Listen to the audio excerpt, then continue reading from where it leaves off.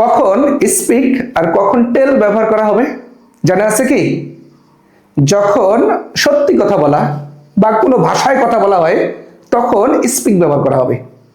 একটি common example দিচ্ছি। এক্সাম্পলটি হলো অলওয়েজ স্পিক দ্য ট্রুথ। আচ্ছা, কখনো কি এমনটা মনে হয় নাই অলওয়েজ টেল দ্য ট্রুথ হলো না কেন? কারণ সত্যি কথা বলার ক্ষেত্রে স্পিক ব্যবহার করা হবে। যখন মিথ্যা বা যখন কোনো ঘটনা, যখন কোনো স্টোরি বলা হবে সেক্ষেত্রে কি ব্যবহার করব? টেল ব্যবহার করব।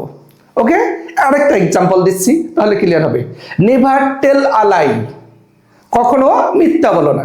তাহলে এই যে মিথ্যা বলার ক্ষেত্রে বা কোনো গল্প বলার ক্ষেত্রে আই টেল আ স্টোরি, আমি একটি স্টোরি বলি, অথবা বলতে পারি I am telling a story, আমি একটি গল্প বলতেছি।